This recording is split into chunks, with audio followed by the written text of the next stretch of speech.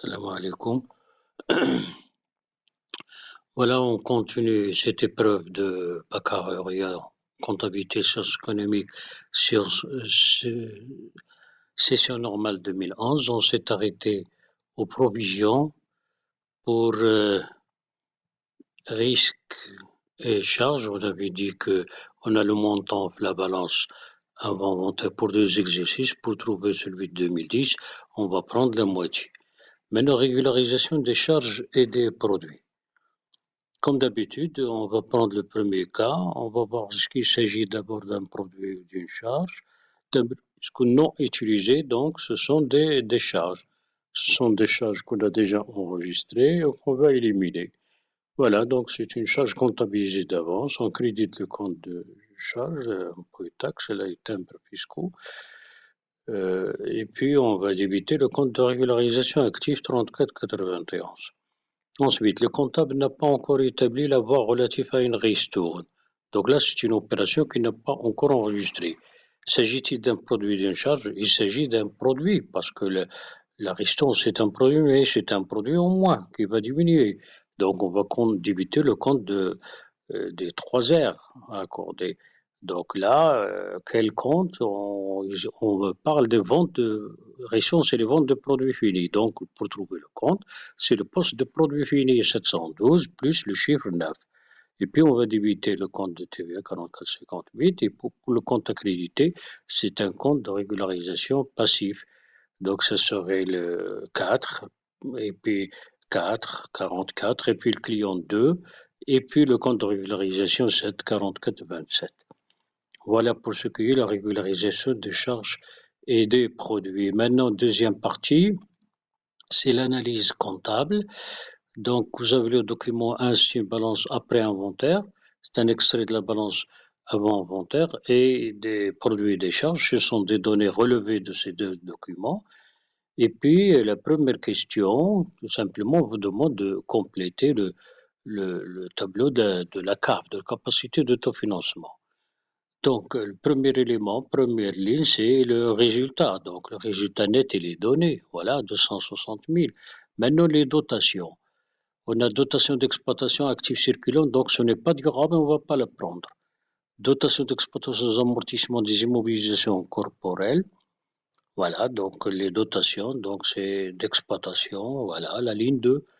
Ensuite, dotation de provision pour dépréciation des immobilisations financières, puisqu'il s'agit de mobilisation financière, ça m'intéresse, donc c'est la ligne 3. Maintenant, les reprises pour provision pour dépréciation des immobilisations financières, donc puisqu'il s'agit de mobilisation, ça intéresse la CAP, et c'est une reprise financière, donc ça serait la ligne 6. Voilà, c'est tout. Donc, on a aussi le produit de cession, 191 000, c'est la ligne 8. Et puis finalement, la VNA, c'est la ligne 9. Donc, vous avez là les éléments, les signes, etc. pour calculer la CAF. Vous avez le bénéfice distribué, donc vous trouvez l'autofinancement finalement. Ensuite, un extrait du tableau de reclassement, le voilà, et puis des informations. Dans cet extrait, on vous donne uniquement 3 éléments, parce que les autres éléments, ils sont donnés là. Les informations extraites du bilan financier, les autres postes du bilan financier, là, il faut faire les calculs nécessaires. Donc, le point de départ, ce serait, première information, net, les non-valeurs. Donc, les non-valeurs, bien sûr, c'est un actif fictif qu'il faut éliminer, mais ça intéresse aussi le capitaux propre. Donc, les terrains sont estimés, donc voilà leur valeur réelle, valeur comptable, donc on constate qu'il y a une plus-value. Donc, il y a une plus-value sur les terrains qui va augmenter l'actif immobilier, en même temps les capitaux propres. Le stock outil, c'est un reclassement. Donc, c'est un reclassement qui va augmenter l'actif immobilisé. Et là, pour les deux éléments sont concernés, ce qui est concerné, c'est le stock qu'il est déjà donné. Une créance 6400 ne peut être encaissée avant 2 ans, donc elle devait immobiliser. Donc, c'est un reclassement, on va la déduire des créances pour la faire passer à l'actif immobilisé. Les titres et valeurs de placement. Donc, on a la valeur comptable et on a la valeur boursière, c'est-à-dire la valeur réelle. La valeur réelle étant supérieure à la valeur comptable, donc il y a une plus-value. Donc, cette plus-value, Les titres sont dans cette rubrique-là.